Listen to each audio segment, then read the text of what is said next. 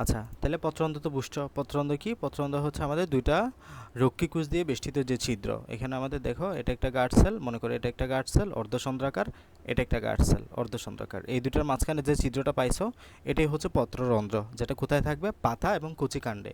এই যে পাতা এবং কচিকাণ্ডে এটা থাকবে, ঠিক আছে, আমাদের উদ্ভিদের আর কি। তো উদ্ভিদের বায়বীয় অংশের ত্বকে অবস্থিত দুটা রক্ষীকুশ দিয়ে বেষ্টিত নিয়ন্ত্রিত ছিদ্রকে আমরা স্টোমাটা বা পত্ররন্ধ্র বলে থাকি।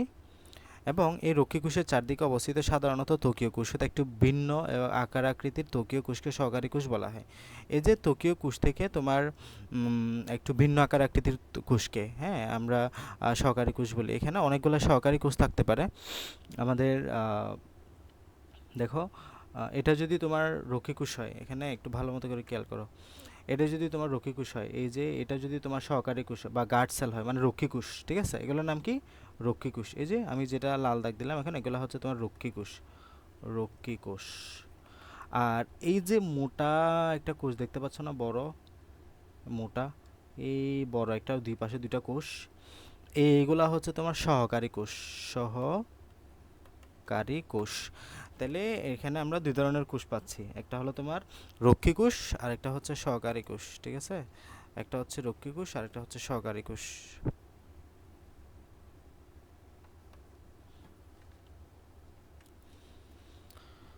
তাহলে এই যে আমাদের এখানে সহকারী কোষ বলা হচ্ছে, এটা এই যে ভিন্ন আকার আকৃতি, এগুলো মোটা না একটু। স্টোমাটার নিচে একটি করে দুটা বড় বায়ুকুটুরি থাকতে পারে। এই যে স্টোমাটার নিচে আমাদের বায়ুকুটুরি থাকে, একে আমরা শ্বাসকুটুরি বলে, গেলে চিত্রে দেয়া নেই। পত্ররন্ধ্র খোলা এবং বন্ধকরণ রক্ষীকোষ কর্তৃক নিয়ন্ত্রিত হয়। আমাদের পাতাটা খোলা, এই যে এখানে যে ছিদ্রটা দেখতে পাচ্ছ, এই ছিদ্রটা খোলা এবং বন্ধ হওয়াটা নিয়ন্ত্রণ করে আমাদের এই রক্ষীকোষগুলা, বুঝছো? রক্ষীকোষগুলা যখন চুপসে যাবে, তখন আমাদের পত্ররন্ধ্রটা বন্ধ হয়ে যাবে। রক্ষীকোষগুলো যখন ফুলে যাবে, রক্ষীকোষগুলো যখন ফুলে যাবে, তখন পত্ররন্ধ্রটা খুলে যাবে। ওকে। স্টোমাটার নিচে একটা বড় বায়ুকুটুরি থাকে, বায়ুকুটুরিযুক্ত সাব স্টোমাটাল বায়ুকুটুরি বা শ্বাসকুটুরি বলা হয়। পত্ররন্ধ্র খোলা এবং বন্ধকরণ রক্ষীকোষ কর্তৃক নিয়ন্ত্রিত হয়। সাধারণত দিনের বেলায় পত্ররন্ধ্র খোলা থাকে এবং রাতের বেলা বন্ধ থাকে। তাহলে দিনের বেলা আমাদের এই পত্ররন্ধ্রগুলো কী থাকে? তোমার খোলা থাকে, হ্যাঁ। তবে পাথরকুচি পত্রের গোত্রের উদ্ভিদের রাতে পত্ররন্ধ্র খোলা এবং দিনে তা বন্ধ থাকে। পাথরকুচি উদ্ভিদ যেগুলো আছে, পাথরকুচি উদ্ভিদের ক্ষেত্রে আমাদের পত্ররন্ধ্র তোমার রাতে খোলা থাকে এবং দিনে বন্ধ থাকে, মানে উল্টা আর কি। স্বাভাবিক উদ্ভিদের বেলায় দিনের বেলাটা পত্ররন্ধ্র খোলা থাকে, ঠিক আছে, আর পাথরকুচি উদ্ভিদের ক্ষেত্রে ঠিক উল্টা। এখন আসো, পত্ররন্ধ্রের কিছু প্রকারভেদ আছে। ক্লাসিফিকেশন অফ এই যে আমাদের এই পত্ররন্ধ্র, বা এটাকে ইংলিশে বলা হচ্ছে তোমার স্টোমাটা, হ্যাঁ, stomata. Classification of stomata: diacytic, paracytic, anisocytic, tetracytic, actinocytic, anomocytic. দেখো, ডায়া, এখানে একটু জাস্ট কিওয়ার্ডটা বুঝো, তার মানে তুমি বুঝে যাবে, হ্যাঁ, মুখস্থ করার কিছু নেই, জাস্ট কিওয়ার্ডটা বুঝো। ডায়া মানে কি বোঝাচ্ছে? ডায়া মানে বোঝাচ্ছে সমকোণে থাকবে।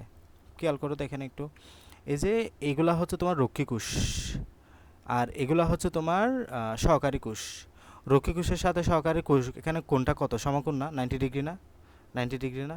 এই জন্য এটাকে আমরা বলবো ডায়া। এটাকে কি বলবো? ডায়াসাইটিক, ঠিক আছে। কোষ, সাইটিক মানে কোষ, ঠিক আছে। ডায়া মানে বোঝাচ্ছে 90 ডিগ্রি।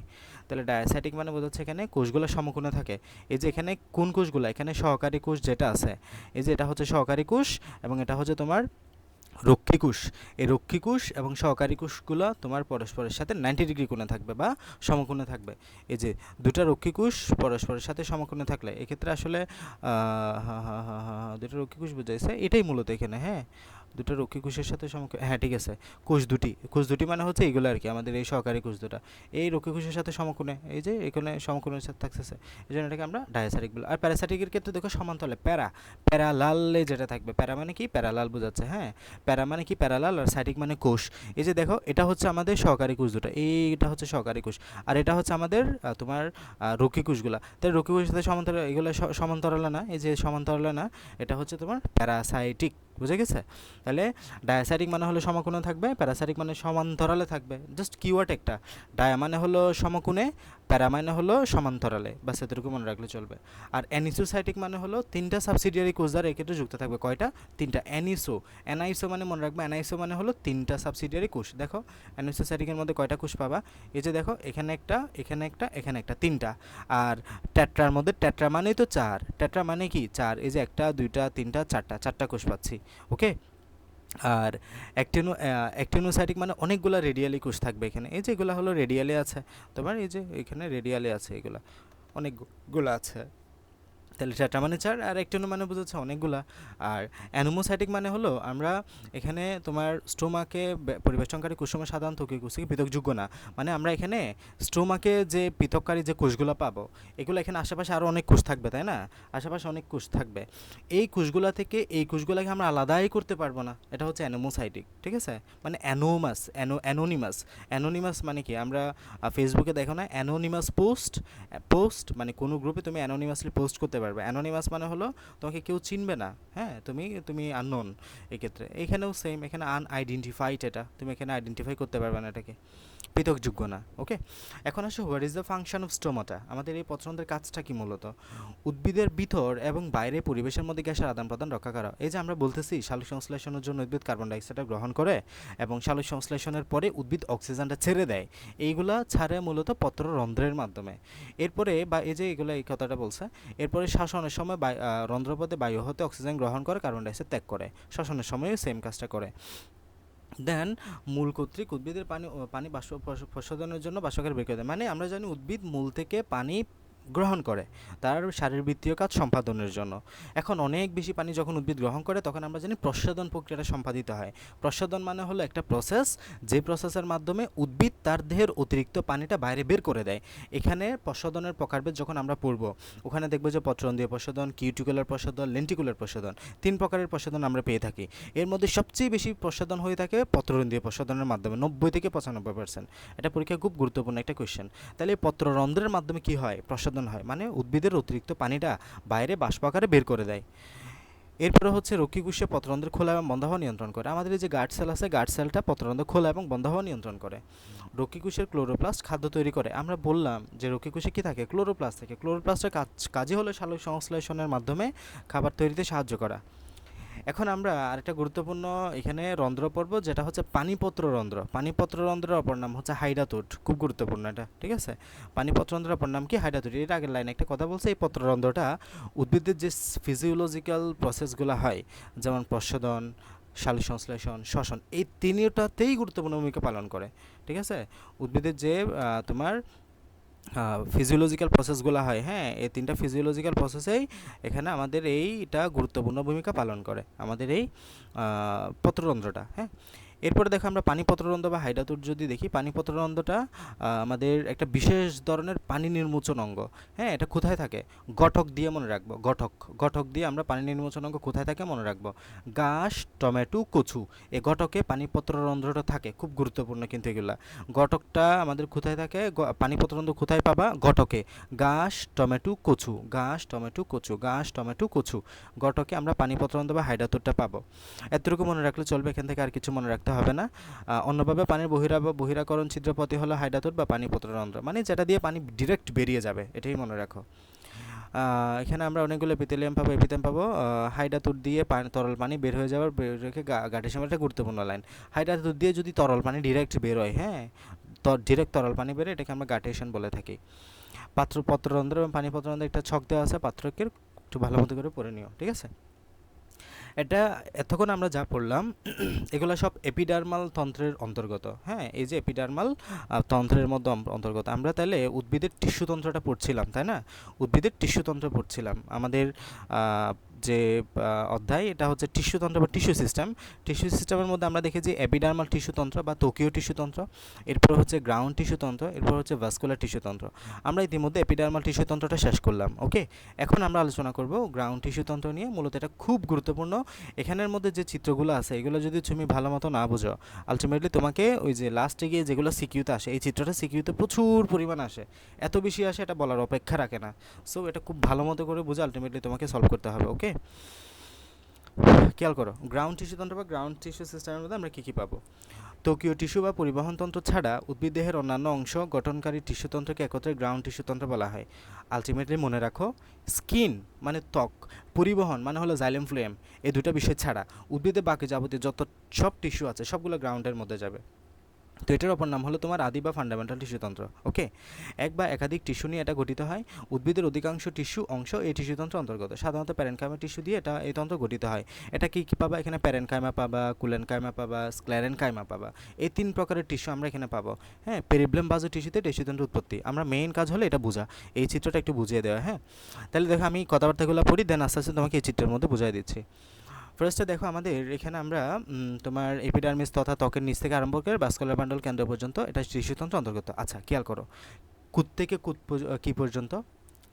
এপিডার্মাল তথা ত্বকের নিচ থেকে আরম্ভ করে ভাস্কুলার বান্ডল পর্যন্ত আমাদের এই তোমার গ্রাউন্ড টিস্যুতন্ত্র পাবো। কোথায়? ত্বক থেকে ভাস্কুলার বান্ডল। খেয়াল করো তো, এখানে ত্বক কোথায় থেকে শুরু হয়েছে? এই যে এটা হচ্ছে তোমার মূল ত্বক। এটা কি একদম উপরেরটা কি? এটা হচ্ছে তোমার মূল। এটা আমরা কিসের চিত্র দেখতেছি? এটা হচ্ছে দ্বিবীজপত্রী একটা উদ্ভিদ, বুঝছো? দ্বিবীজপত্রী উদ্ভিদ কীরকম হইতে পারে? মনে করে যে আম গাছ একটা দ্বিবীজপত্রী উদ্ভিদ। আম গাছের মূল আছে না, মানে শিকড়, মূলের প্রস্থচ্ছেদ দেখতেছি আমরা। ঠিক আছে, মাইক্রোস্কোপে দেখলে তুমি এরকম করে দেখবে আর কি। ফার্স্ট আমরা কি পাবো? মূলের একটা স্কিন পাবো না, মানে মূল ত্বক। আমরা জানি মূলের ক্ষেত্রে ত্বককে কি বলা হয়? এপিব্লেমা। গতদিন আমরা পড়ছি এটা। মূলের ত্বককে আমরা কি বলবো? এপিব্লেমা বলবো। আচ্ছা, যাই হোক, তাহলে এখানে আমরা কি পাইলাম? ফার্স্টে মূলত্বক পাইলাম। মূলত্বকের নিচ থেকে শুরু করে এখন দেখো এখানে একটা গোল্লা দেখতেছো না? এই যে গোল্লা, এর ভিতরে আমরা যা কিছু পাবো এগুলো হচ্ছে তোমার ভাস্কুলার টিস্যুতন্ত্র। কেন? এখানে দেখো আমরা এগুলো ফ্লুয়েম, এগুলো কি আমরা জানি ভাস্কুলার টিস্যুতন্ত্রে কী কী পাবো? জাইলেম পাবো এবং ফ্লুয়েম পাবো। হ্যাঁ, আমরা লাস্ট দিন এগুলো দেখছিলাম, জাইলেম এবং ফ্লুয়েম পাবো। তাহলে এই যে ফ্লুয়েম তুমি দেখতেছো, এখানে ফ্লুয়েম আছে, এরপর এখানে জাইলেম আছে। এই যে এখানে জাইলেম আছে, দেখো এখানে জাইলেম আছে, আমাদের মাঝখানে জাইলেম আছে। এই যে প্রোটোজাইলেম, মেটাজাইলেম, ফ্লুয়েম, আলটিমেটলি এগুলো এই বৃত্তের মধ্যে। তার মানে আমাদের এই যে গ্রাউন্ড টিস্যুতন্ত্র হচ্ছে, দেখো এই যে ত্বক থেকে শুরু করে এতটুকু অবধি, এই অঞ্চল অবধি, এর বাইরে যতটুকু আছে এগুলো হচ্ছে তোমার কি? গ্রাউন্ড টিস্যুতন্ত্র। আর উপরেরটা কি? ত্বকীয় টিস্যুতন্ত্র। নিচেরটা কি? ভাস্কুলার টিস্যুতন্ত্র। ওকে, তাহলে আমরা দেখি স্টেপ বাই স্টেপ দেখি। কতক ক্ষেত্রে অধোত্বক বা হাইপোডার্মিস পাবো। আচ্ছা, এক্ষেত্রে আমরা দেখতেছি না অধোত্বকটা। হ্যাঁ, এটা আমরা কি দেখতেছি? এটা হচ্ছে মূল ত্বক, যেটার নাম হচ্ছে এপিব্লেমা। এটার নাম হচ্ছে এপিডার্মিস। অনেক ক্ষেত্রে বিশেষ করে কাণ্ডের দিকে আমরা এটা হচ্ছে মূল। এটা কিসের দেখতেছি? আমরা মূলের দিকে দেখতেছি, দ্বিবীজপত্রী উদ্ভিদের মূল দেখতেছি। অনেক ক্ষেত্রে আমরা দেখবো যে এখানে তোমার থাকে, তোমার এখানে আরেকটা লেয়ার থাকে কোষের। হ্যাঁ, এরকম আর কি, আরেকটা লেয়ার থাকে, যেটা হচ্ছে তোমার হাইপোডার্মিস গঠন করে বা অধোত্বক। বাংলায় বললে কি বলবা? অধোত্বক বলবা, অধোত্বক। ঠিক আছে, এটা কি বলবা? অধোত্বক। ঠিক আছে, তাহলে এই যে কতক ক্ষেত্রে অধোত্বক বা হাইপোডার্মিস স্ক্লেরেনকাইমা টিস্যু দিয়ে গঠিত হয়, আর বাকি সব কিছু প্যারেনকাইমা। এরপর এখানে যত আলুর মতো যেগুলো দেখতেছো, অনেকগুলো আলু না, এখানে অনেকগুলো আলু দেখতেছো না? এসব আলুগুলো হচ্ছে তোমার কর্টেক্স। এগুলোকে কি বলবা? এগুলোকে বলবা কর্টেক্স। এবং এগুলো কোন কোষ দিয়ে গঠিত? প্যারেনকাইমা। আমরা লাজিন দেখেছি না, কোষের সরল টিস্যুর মধ্যে কয় ধরনের কোষ পাবা? 3 রকম, প্যারেনকাইমা, কুলেনকাইমা, স্ক্লেরেনকাইমা। এসবগুলো হচ্ছে তোমার প্যারেনকাইমা জাতীয় কোষ। বুঝে গেছি কি? তাহলে আমরা শুরুতে পাবো কি? মূলত্বক। এরপরের দিকে আমরা অনেক ক্ষেত্রে দেখব, আমরা কয়েকটা চিত্র তো দেখব, পরীক্ষা এগুলো আসে তো। অনেক ক্ষেত্রে দেখবো এখানে হাইপোডার্মিস আঁকতে হচ্ছে, হাইপোডার্মিসও দিব, বাট এই ক্ষেত্রে নাই, ম দিয়ে আমরা মনে রাখবো এই ক্ষেত্রে। আচ্ছা, যাই হোক, এগুলো এখন বলতেছি না। এখানে এটা আমরা দ্বিবীজপত্রী মূল দেখতেছি, এই মূলের ক্ষেত্রে আমরা অধোত্বকটা দেখবো না। হ্যাঁ, এখানে অধোত্বকটা দেখবো না, তাহলে অধোত্বক আমরা দেখতে পাচ্ছি না। এরপরেই শুরু হয়ে গেছে তোমার আলুগুলো হলো সব তোমার কর্টেক্স। এগুলো সব কি? কর্টেক্স বা এগুলো প্যারেনকাইমা কোষ দিয়ে গঠিত। এই যে এখানে এগুলো সব শুধু প্যারেনকাইমা কোষ দিয়ে গঠিত। সব উদ্ভিদের মূলে এবং দ্বিবীজপত্রী উদ্ভিদের কাণ্ডের টিস্যুতন্ত্রকে প্রধানত স্পষ্ট দুই ভাগে ভাগ করা হয়েছে। দেখো, একটা হচ্ছে বহিঃস্থলীয় অঞ্চল, একটা হচ্ছে অন্তঃস্থলীয় অঞ্চল। একটা হচ্ছে কি? বহিঃস্থলীয় অঞ্চল, একটা হচ্ছে অন্তঃস্থলীয় অঞ্চল। তোমরা এটা বুঝবে না, আমি দেখো চিত্রের মধ্যে বোঝায় দিই। বহি মানে কি? বাইরে, অন্ত মানে কি? ভিতরে। এখানে একটু খেয়াল করো তো, এই জায়গাটাতে একটা লেয়ার দেখতে পাচ্ছ? এই যে এটা হচ্ছে তোমার বৃত্তের বাহিরের লেয়ার। এই কোষগুলা হচ্ছে বৃত্তের বাহিরের লেয়ার। ঠিক আছে, এটার নিচে একটা লেয়ার দেখতে পাচ্ছ এরকম, এই যে একটা লেয়ার দেখতে পাচ্ছ, এই যে এর ভিতরের লেয়ার আর কি। হ্যাঁ, এই ভিতরের লেয়ারটার নাম কি জানো? ইংলিশে বললে বলবা পেরিসাইকেল, বাংলায় বললে বলবা পরিচক্র। এই লেয়ারটার নাম কি? পরিচক্র। এই যে এখানে দেওয়া আছে, এটা হচ্ছে পরিচক্র। ওকে, এটার নাম কি? পরিচক্র। এই যে এটা হচ্ছে তোমার পরিচক্র, এটা এই যে এই লেয়ারটা হচ্ছে পরিচক্র। ওকে, এটা হচ্ছে তোমার পরিচক্র। পরিচক্রের ভিতরের যে এরিয়াটা, এটা হচ্ছে তোমার অন্তঃস্থিল অন্তঃস্টিলীয় অঞ্চল, হ্যাঁ অন্তঃস্টিলীয় মানে স্টিলের ভিতরের অংশ, এই যে অন্তঃস্টিলীয় অঞ্চল বা ইংলিশে বলে ইন্ট্রাস্টিলার। তাহলে এই পরিচক্রের ভিতরের যে এরিয়া এটাকে বলবো অন্তঃস্টিলীয় অঞ্চল। পরিচক্রের বাইরে যা কিছু আছে সবগুলো হলো বহিঃস্টিলীয় অঞ্চল। তাহলে এগুলো আসছে বুঝতে হবে, এগুলো না বুঝলে তুমি চিত্রটা ভালো মতো বুঝতে পারবে না। তাহলে দেখো এটা হচ্ছে তোমার পরিচক্র, এই লেয়ারটা। পরিচক্রের বাইরের অংশগুলো হলো সব বহিঃস্টিলীয় অঞ্চল, ভিতরের অঞ্চলগুলো হলো সব অন্তঃস্টিলীয় অঞ্চল। নামের মাঝে মিল আছে। বহি মানে হলো বাইরে, অন্ত মানে হলো ভিতরে, ঠিক আছে? বহি মানে হলো বাইরে, অন্ত মানে হলো ভিতরে। এখন তুমি তো বুঝতে পারতো অন্তঃস্টিলীয় অঞ্চলের মধ্যে তুমি কি কি পাবা। খেয়াল করো তো, অন্তঃস্টিলীয় অঞ্চলের মধ্যে আমরা মজ্জারশ্মি পাবো, ফ্লোয়েম পাবো, প্রোটোজাইলেম পাবো, মেটাজাইলেম পাবো। মেটাজাইলেম প্রোটোজাইলেম এগুলো আমরা একটু পড়বো পরে। এরপর হচ্ছে বহিঃস্টিলীয় অঞ্চলের মধ্যে দেখো তো, বহিঃস্টিলীয় অঞ্চলের উপরেই আমরা পাবো অন্ততক। এই যে এটার নাম কি? এটার নাম হচ্ছে অন্ততক। খেয়াল করো, মিলা এগুলো কিন্তু গোলায় ফেলো না। একদম উপরে যেটা পাইছো এটার নাম হচ্ছে মূলত্বক। মূলত্বকের নিচে অনেক সময় অধতক থাকতে পারে। কি ত্বক? অধতক। আর যেটা নিচে পেয়েছো এটার নাম হলো তোমার অন্ততক। এটার নাম কি? এটার নাম হচ্ছে মূলত অন্ততক, ঠিক আছে? এটা হচ্ছে পরিচক্রের উপরের লেয়ার। পরিচক্রের উপরের লেয়ারকে আমরা কি বলবো? অন্ততক বলবো। ওকে, অন্ততক পাবা। এরপরে হচ্ছে এখানে অনেকগুলা কর্টেক্স পাবা। কর্টেক্সের উপরে আমরা কি পাবো? এখানে হাইপোডার্মিস পেয়ে থাকি। এরপর এখানে মূলত্বক পেয়ে থাকি। মূলত্বকের উপরে মূলরোম পেয়ে থাকি। এগুলো সব বহিঃস্টিলীয় অঞ্চল, মানে স্টিলের বাইরে। আর স্টিলের ভিতরে তো দেখলাম একটা অনেক কিছু আছে এখানে। ওকে, তাহলে এইভাবে আমরা দুই ভাগে ভাগ করতে পারি। তাহলে আমরা বহিঃস্টিলীয় অঞ্চল এবং স্টিলের বাইরের অংশ, অন্তঃস্টিলীয় অঞ্চল মানে হলো স্টিলের ভিতরের অংশ। এখানে উল্লেখ্য যে পেরিসাইকেল স্তর হতে আরম্ভ করে ভাস্কুলার বান্ডল পর্যন্ত, কেন্দ্র পর্যন্ত অংশটাকে স্টিলই বলা হয়। এই যে এখানে আমি যেটা বললাম, এখানে পরিচক্র থেকে শুরু করে মাঝখানের অংশ, এই অংশটাকে কি বলবা? স্টিলই বলবা। স্টিলের ভিতরের অংশটাকে বলবা তুমি অন্তঃস্টিলীয় অঞ্চল, বাইরেটাকে বলবা বহিঃস্টিলীয় অঞ্চল। বুঝতে পারছো কি? নাহি মাহি বুঝে গেছে?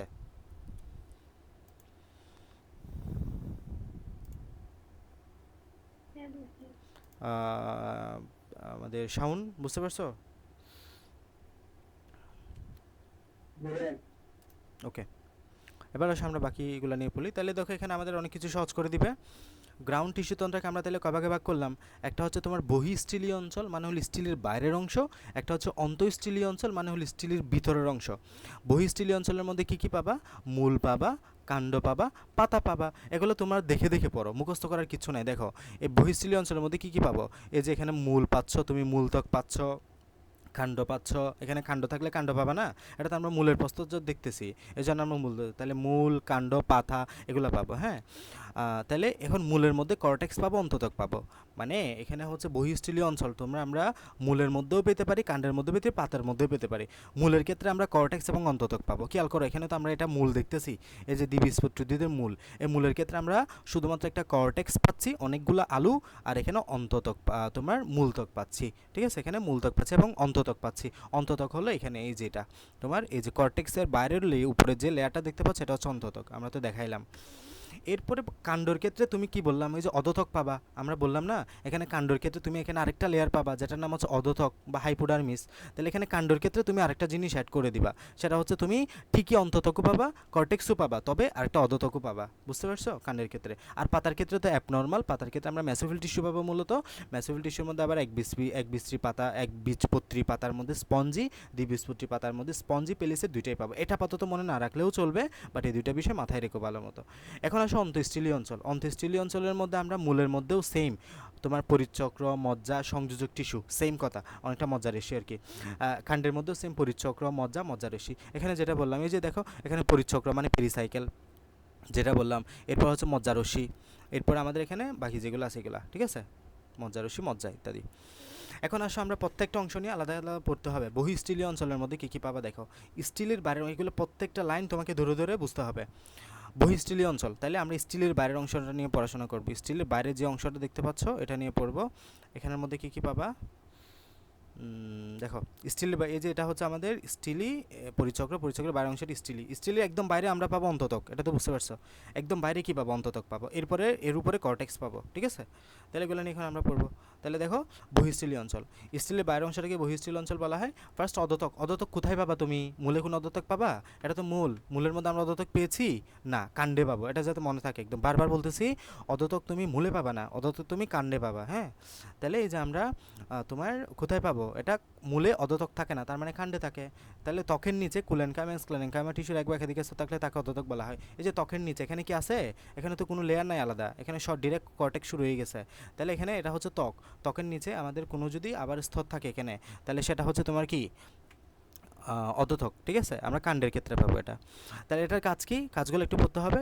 কাণ্ডকে দৃঢ়তা প্রদান করা এবং ভিতরের বস্তুগুলো রক্ষা করা। ওকে, এরপর আসে হচ্ছে কর্টেক্স। কর্টেক্স মানে হলো গোল গোল আলো যেগুলো দেখতে পাচ্ছ সব। অধোতকের নিচ থেকে আরম্ভ করে অন্ততকের উপর পর্যন্ত অংশকে কর্টেক্স বলা হয়। এই যে এটা হচ্ছে তোমার অধোতক যদি থাকে আর কি, অধোতক যদি থাকে, এই যে এটা হচ্ছে তোমার অন্ততক, অন্ততক। তাহলে অধোতক থেকে শুরু করে অন্ততক এই পুরো লেয়ারটাকে কি বলবা? কর্টেক্স বলবা। এটাকে কি বলবা? কর্টেক্স। অনেকগুলা গোল আলো। ঠিক আছে,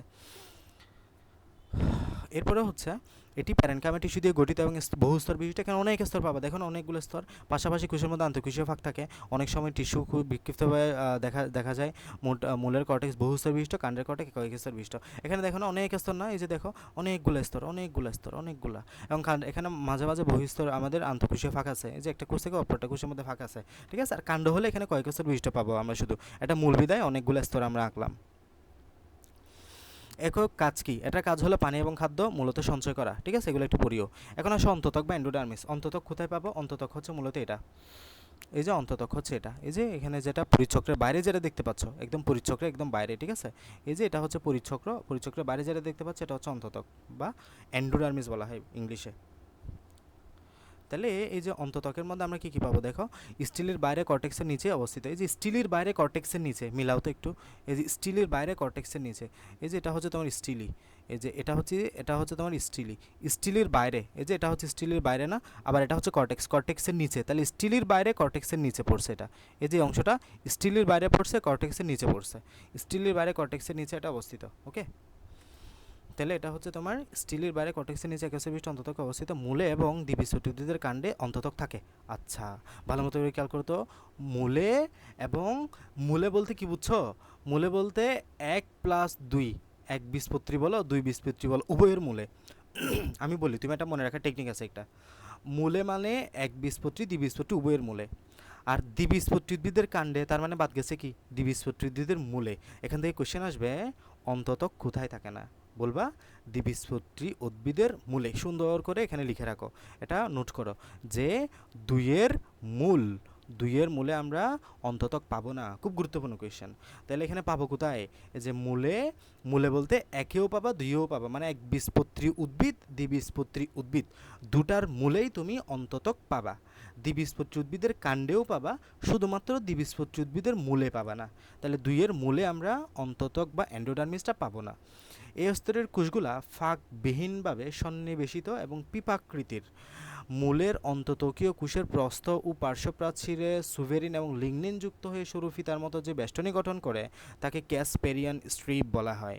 এখানে যদি আমাদের বলা না, এটা এটা জাস্ট মনে রাখো। বিজ্ঞানী ক্যাসপেরি এটা লক্ষ্য করেন। এখানে আমার পরীক্ষা আসবে কি জানো? ক্যাসপেরিয়ান স্ট্রিপ কোথায় থাকে? মনে রাখবা অন্ততকে। ক্যাসপেরিয়ান স্ট্রিপ কোথায় থাকে? অন্ততকে। এবং মূলের অন্ততকে ক্যাসপেরিয়ান স্ট্রিপ থাকে কোথায়? মূলের অন্ততকে। অন্ততকে যেসব কোষগুলোর প্রাচীর পাতা থাকে তাকে প্যাসেজ সেল বলা হয়। পরীক্ষা আসে প্যাসেজ সেল কোথায় থাকে? অন্ততকে। আমি যেরকম কোয়েশ্চেন আসবে ঠিক ওরকমভাবে বলে দিচ্ছি কিন্তু। তাহলে ক্যাসপেরিয়ান স্ট্রিপ কোথায় থাকে? অন্ততকে। প্যাসেজ সেল কোথায় থাকে? অন্ততকে। অনেক সময় এই স্তরে প্রচুর শ্বেতসার কণিকা থাকে, তাকে শ্বেতসার আবরণ বলা হয়। তাহলে পরীক্ষা আসে শ্বেতসার আবরণ কোথায় থাকে? অন্ততকে। অনেক কোয়েশ্চেন কিন্তু এই প্যারা থেকে 20-30টা কোয়েশ্চেন করা সম্ভব গোড়ায় পেছায়া। তাহলে প্যাসেজ সেল কোথায় থাকে? অন্ততকে। শ্বেতসার আবরণ কোথায় থাকে? অন্ততকে। শ্বেতসার আবরণ কি? শ্বেতসার কণিকা যখন অনেকগুলো একসাথে যুক্ত থাকবে তখন শ্বেতসার আবরণ। প্যাসেজ সেল কি? অন্ততকের প্রাচীর যখন পাতলা হবে তখন তাকে প্যাসেজ সেল বলবা। এরপর আসো সাধারণত দ্বিবীজপত্রী উদ্ভিদের কাণ্ডে শ্বেতসার আবরণ থাকে। তাহলে দুইয়ের কাণ্ডে শ্বেতসার আবরণটা পাবা, বাকিগুলোতে পাবা না। এই যে অন্তচক্রের কাজ কি মূলত? এই যে আমাদের অন্ততকের কাজ কি? What is the function of endodermis? এটা কাজ হলো মূলত খাদ্য সঞ্চয় করা, ভিতরের অংশকে রক্ষা করা, মূলজ চাপ নিয়ন্ত্রণ করায় ভূমিকা রাখা, ভাস্কুলার বান্ডল এবং তৎসংলগ্ন কোষগুলো যাতে বায়ু এবং পানিতে আবদ্ধ হয়ে প্রতিবন্ধকতা সৃষ্টি করতে না পারে, এজন্য ড্যাম হিসেবে কাজ করে। খুব গুরুত্বপূর্ণ লাইন, ড্যামের মতো কাজ করে কে? অন্ততক। এগুলা মানে যেগুলো কোয়েশ্চেন বারবার পরীক্ষা আসে এগুলো আমি রিপিট করতেছি। ড্যামের মতো কাজ করে কে? অন্ততক। ড্যামের মতো কাজ করে কে? অন্ততক। ওকে, আচ্ছা, আমরা কি শেষ করলাম? আমরা হচ্ছে স্টিলের বাইরের অংশটা শেষ করলাম। এই যে স্টিলি, এটা হচ্ছে স্টিলি, স্টিলের বাইরের অংশটা শেষ করলাম। এখন আমাদের স্টিলের ভিতরের অংশটা পড়তে হবে। ভিতরের অংশে পরিচক্র পাবো, মজ্জা রশ্মি পাবো, ফ্লুয়েম পেতে পারবো, মজ্জা মজ্জা পাবো। এখানে আমরা তোমার প্রোটোজাইলেম মেটাজাইলেম এগুলো আমরা যখন ভাস্কুলার পড়বো তখন জানবো। আসো, ফার্স্টে পেরিসাইকেল বা পরিচক্র, মানে যেটা দিয়ে আমরা মানে হিসাব করছি এটা কি তোমার অন্ত পরিচক্র নাকি বহিঃপরিচক্র। তাহলে পেরিসাইকেল অন্তত্বকের নিচে ভাস্কুলার বান্ডলের বাইরে এক বা একাধিক স্তরের বিধ্বস্ত টিস্যুকে পেরিসাইকেল বলা হয়। তাহলে এটা কোথায় আছে দেখো তো একটু, অন্তত্বকের নিচে না? এই যে এটা এটা হচ্ছে পরিচক্র, এটা। তাহলে এটা হচ্ছে অন্তত্বক, অন্তত্বকের নিচে এটা হচ্ছে ভাস্কুলার বান্ডল বা আমাদের যা তোমার এই টিস্যুগুলা মজ্জারসি। তাহলে এগুলো হচ্ছে এর বাইরে, হ্যাঁ, ভাস্কুলার বান্ডলের বাইরে, ভাস্কুলার বান্ডলের বাইরে এবং অন্তত্বকের নিচে এগুলো থাকে। তাহলে অন্তত্বকের নিচে ভাস্কুলার বান্ডলের বাইরে এক বা একাধিক স্তরে বিশিষ্ট টিস্যুকে পেরিসাইকেল বলা হয়। কতক জলজ উদ্ভিদের মূলে এবং কাণ্ডে এদের দেখতে পাওয়া যায় না। মূলে সাধারণত পেরিসাইকেল এক স্তর বিশিষ্ট হয়। তাহলে মূলে এক, শুধু প্যারেনকাইমা টিস্যু অথবা স্ক্লেরেনকাইমা টিস্যু অথবা দুই টিস্যুর মিশ্রণে এই স্তর গঠিত হতে পারে।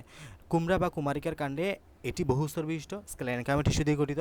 স্ক্লেরেনকাইমা টিস্যু শুধু ফ্লোয়েমের মাথা অবস্থান করলে তাকে হার্ড ব্লাস্ট বা গুচ্ছটিপি বলা হয়। পরীক্ষা আসে ব্লান্ট, বানজেল ক্যাপ বা হার্ড ব্লাস্ট বা গুচ্ছটিপি কোথায় থাকে? পেরিসাইকেল বা পরিচক্রে। কখন হয়? মানে স্ক্লেরেনকাইমা টিস্যু শুধুমাত্র ফ্লোয়েম টিস্যুর মাথায় অবস্থান করলে তাকে আমরা হার্ড ব্লাস্ট বলবো। এতটুকু জানলে চলবে। এটার কাজ হলো খাদ্য সঞ্চয়, কাণ্ডজ্ঞীয়তা প্রদান। এখন আসো মজ্জা, ভিতরে আমরা যেগুলো পেয়েছি আর কি, পিচ বা মেডুলা। পরিবহন টিস্যুগুচ্ছ দিয়ে পরিবেষ্টিত মূল বা কাণ্ডের কেন্দ্র অংশকে আমরা মজ্জা বলবো। মজ্জা সাধারণত প্যারেনকাইমা টিস্যু দিয়ে গঠিত। এই যে এখানে আমরা দেখো মাঝখানে যেগুলো পাচ্ছ, এই যে এগুলো এগুলো এগুলো সব কিছু মজ্জা, ঠিক আছে? এগুলো সব মজ্জা, এগুলো সব মজ্জা। মজ্জা থেকে যেগুলো ছোটো ছোটো একটা রে বেরিয়েছে না, একটা রে বেরিয়েছে, এগুলো হচ্ছে মজ্জা রশ্মি। এটাকে কী বলবা? মজ্জা রশ্মি। এই যে এখানে একটা রশ্মির মতো বেরিয়েছে না, এটাকে মজ্জা রশ্মি বলবা। এখানে যে একটা রশ্মির মতো বেরিয়েছে না, এটা হচ্ছে তোমার মজ্জা রশ্মি। এখানে রশ্মির মতো বেরিয়েছে না, এটাকে মজ্জা রশ্মি। তাহলে মাঝখানেরটা হচ্ছে মজ্জা, এগুলো তোমার আমাদের জাইলেম টিস্যু, ফ্লোয়েম টিস্যু দিয়ে ঘেরানো থাকে। আর এখান থেকে যে রশ্মির মতো বেরিয়েছে এগুলোকে বলবো মজ্জা রশ্মি। তাহলে দেখো, এই যে পরিবহন টিস্যু দিয়ে ঘেরা মূল এবং কাণ্ডের কেন্দ্রস্থল অংশকে মজ্জা বলা হয়। মজ্জা সাধারণত প্যারেনকাইমা টিস্যু দিয়ে গঠিত, কখনো কখনো স্ক্লেরেনকাইমা টিস্যু দিয়ে গঠিত হতে পারে। আমাদের এটা স্বাভাবিকভাবে প্যারেনকাইমা, তবে স্ক্লেরেনকাইমা টিস্যু দিয়ে গঠিত হতে পারে। মজ্জায় সাধারণত পাশাপাশি কোষের মধ্যে ফাঁক থাকে। অনেক সময় কিছু মজ্জাকোষ নষ্ট হয়ে মূল বা কাণ্ডের কেন্দ্রস্থলে একটা শূন্যস্থানের সৃষ্টি হয়। কাজ হলো খাদ্য সঞ্চয়, মজ্জার প্রধান কাজ। তাহলে এটার প্রধান কাজ কি? খাদ্য সঞ্চয় করা। স্ক্লেরেনকাইমা টিস্যু দিয়ে গঠিত হলে মজ্জা সে অংশকে যান্ত্রিক দৃঢ়তা প্রদান করে থাকে। এখন আসো মজ্জা রশ্মি বা মেডুলারি রে, এই যেটা বললাম মজ্জা থেকে যে রের মতো, রশ্মির মতো যেটা বেরিয়ে আসে। তাহলে এটা দুইটি পরিবহন টিস্যুকোষের মাঝখানে, এই যে এটা একটা পরিবহন, এটা একটা পরিবহন, দুইটা মাঝখান দিয়ে এরকম চলে যাচ্ছে। রশ্মি নিয়ে পেরিসাইকেল পর্যন্ত বিস্তৃত, যে রশ্মিকে আমরা মজ্জা রশ্মি বলে থাকি। এই প্যারেনকাইমা টিস্যু দিয়ে গঠিত। এটার কাজ কি? পানীয় খাদ্য পরিবহন করা, সঞ্চয় করে, আবার অনেক সময় গৌণ টিস্যু সৃষ্টি করা এটার কাজ। মনে রাখবা, মজ্জা রশ্মির একটা কাজ হলো গৌণ টিস্যু সৃষ্টি করা। বুঝতে এতটুকু সবাই? মাহি বুঝে গেছে কি? হ্যাঁ, বুঝছি। ওকে। আচ্ছা, তাহলে দেখো আমরা অন্তচক্র, অন্ত পরিচক্র বা যেটাকে আমরা অন্তঃস্থলীয় অঞ্চল বলতেছি, এটাও শেষ করলাম। পেরিসাইকেল নিয়ে পড়লাম, মজ্জা নিয়ে পড়লাম, দেন মজ্জা রশ্মি নিয়ে পড়লাম। এখন আসো যে পাতার গ্রাউন্ড টিস্যু তন্ত্র। আমরা তো গ্রাউন্ড টিস্যু তন্ত্র পড়ছি, তাই না? গ্রাউন্ড টিস্যু তন্ত্র আমরা কাণ্ডের মধ্যে পড়লাম বা মূলের মধ্যে পড়লাম। পাতার মধ্যে কেমন হবে এটা আমরা একটু পড়তেছি। দেখো, পাতার গ্রাউন্ড টিস্যুর অপর নাম হচ্ছে মেসোফিল, ঠিক আছে? পাতার গ্রাউন্ড টিস্যুর অপর নাম কি? Mesophyll tissue. এটি অসংখ্য ক্লোরোপ্লাস্ট এবং পাতলা প্রাচীর বিশিষ্ট প্যারেনকাইমা কোষ দিয়ে গঠিত। বিষমপৃষ্ঠ পাতায় মেসোফিল, পেলিসাইড ও স্পঞ্জি প্যারেনকাইমা কোষস্তরে বিভক্ত থাকে। পেলিসাইড প্যারেনকাইমা কোষগুলো ঘন সন্নিবিষ্ট থাকে, লম্বাভাবে বিন্যস্ত, এবং স্পঞ্জি প্যারেনকাইমা কোষগুলো সাধারণত অনিয়ত, ডিম্বাকার এবং কোষাবকোষভাবে বিন্যস্ত। সমাঙ্গবিষ্ট পাতা মেসোফিল টিস্যু শুধু এক ধরনের প্যারেনকাইমা টিস্যু গঠিত। সালোকসংশ্লেষণ প্রধান কাজ। তাহলে এতটুকু জানলে চলবে। এখানে মেইন কথা হচ্ছে পাতার গ্রাউন্ড টিস্যু তন্ত্রের কাজ কি? সালোকসংশ্লেষণ বা ফটোসিনথেসিস করা। ওকে, বাস এতটুকু জানো। আমরা নেক্সট দিন ভাস্কুলার টিস্যু তন্ত্র নিয়ে আলোচনা করব, which is very much important. এইটাই আমাদের সবচেয়ে গুরুত্বপূর্ণ ফর সিকিউ, এমসিকিউ। আজকে যেটা পড়েছি এটাও খুবই গুরুত্বপূর্ণ সিকিউর জন্য। এই চিত্রটা তোমাদেরকে কতবার যে আসছে পরীক্ষায়, তুমি জাস্ট গাইডটা খুলে দেখো এই চিত্রটা কয়বার আসছে। এই চিত্রটা যত সুন্দর মতো তুমি কয়েকবার করে আঁকবা, নিজে নিজে বলে দিতে পারবে এখানে কী কী আছে। এগুলো মুখস্থ করার মতো কিচ্ছু নাই, বিশ্বাস করো, এখানে মুখস্থ করার কিচ্ছু নাই। জাস্ট কয়েকবার করে আঁকবা, একবার নিজে বুঝে বুঝে পড়বা। আমার আমার কথাগুলো তো শুনছো, নিজে বুঝে গেছো এখানে কি কন্টেন্ট আছে না আছে। এখন নিজে একবার মনোযোগ দিয়ে বুঝে বুঝে পৃষ্ঠাটা পড়বা। জাস্ট এখানে দুইটা পৃষ্ঠা, কিন্তু এই যে এই পৃষ্ঠাটা একটু ভালো মতো করে বুঝতে হবে, এই পৃষ্ঠাটা খুব ভালো মতো করে বুঝতে হয়, ঠিক আছে? তাহলে এই পৃষ্ঠাটা যদি ভালো মতো করে বুঝো এবং এই চিত্রটা যদি আঁকো তুমি কয়েকবার নিজে নিজে, একবার না দেখে আঁকতে পারো, দেন তুমি নিজে নিজে এক্সপ্লেন করতে পারবা পরিচক্র কোনটা, পরিচক্রের বাইরের অঞ্চল কোনটা, ভিতরের অঞ্চল কোনটা, বাইরে কী কী থাকে, ভিতরে কী কী থাকে, এগুলো সব নিজে নিজে এক্সপ্লেন করতে পারবা যদি বুঝে বুঝে পড়ে থাকো। দেন পরীক্ষা আঁকতে পারবা। দেখিও দ্বিবীজপত্রীদের মূল কতবার যে পরীক্ষা আসছে, এই চিত্রটা অনেকবার আসছে পরীক্ষায়। সো ভালো মতো করে পড়িও। আমরা নেক্সট দিন ভাস্কুলার টিস্যু তন্ত্র নিয়ে পড়বো। ভাস্কুলার টিস্যু তন্ত্রে আমরা জাইলেম ফ্লোয়েম পড়বো। জাইলেমের যে চিত্রগুলো আছে এগুলো খুবই গুরুত্বপূর্ণ। এখানে দেখো জাইলেমের এই যে চিত্রগুলো, এইগুলো আমাদের পরীক্ষা আসে, আমার মনে আছে আমার এইচএসসি পরীক্ষা আসছিল এগুলো। এগুলো আঁকতে হয়, হ্যাঁ, এগুলো আঁকা প্র্যাকটিস করতে হবে, কোনটা কীরকম হবে একটু বোঝাই দিলে বুঝবা। দেন এদের প্রকারভেদগুলো, হ্যাঁ, এদের প্রকারভেদগুলো, দেন মোটামুটি আমাদের এই চ্যাপ্টারের বেসিক অংশ শেষ হবে। এরপর আমরা সিকিউ টাইপের অংশগুলোতে যাবো। এই যে এখন যেটা পড়লাম, একটু আগে যেটা পড়লাম একবীজপত্রী, এটা আমরা দ্বিবীজপত্রীদের মূল পড়ছি। এরপর আমরা একবীজপত্রীদের মূলটা এখানে পড়বো। সেমভাবে এখানে কী ব্যাস কম আছে, অনেকগুলাই সেম, দুই একটা যদি তুমি বুঝে যাও মোটামুটি সবগুলো বোঝা হয়ে যাবে, ঠিক আছে? এই অধ্যায়টা খুবই সহজ যদি তুমি অধ্যায়টা নিজের মতো করে গুছিয়ে নাও। আর যদি এমনি জাস্ট পড়তে থাকো গাধার মতো, তাহলে কিন্তু কিচ্ছু বুঝবে না, মানে অধ্যায়টা গুছিয়ে আসবে না। বাট একটু যদি স্ট্র্যাটেজিক্যালি পড়তে পারো, মানে কী কী আসবে না আসবে একটু গুছিয়ে নিতে পারো, তাহলে মোটামুটি হয়ে যাবে। যদি পড়ার মতো পড়ো, অধ্যায়টা 1 ঘন্টার পড়া, এই চিত্র 2-3টা যদি একটু ভালো মতো করে বুঝে যাও, এগুলো তুমি সব নিচ থেকে লিখতে পারবা। এই কথাবার্তাগুলো সব নিচ থেকে লেখা সম্ভব। মোটামুটি এগুলো আর কি, এর বাইরে আর কিছু নাই অধ্যায়ে, ঠিক আছে? আমরা আগামীকাল ভাস্কুলার টিস্যু তন্ত্র পড়ে চেষ্টা করবো যে এগুলো শেষ করার, যদি সম্ভব না হয় আরেকটা ক্লাস নিব ইনশাল্লাহ, ঠিক আছে? শাওন, বোঝা গেছে কি?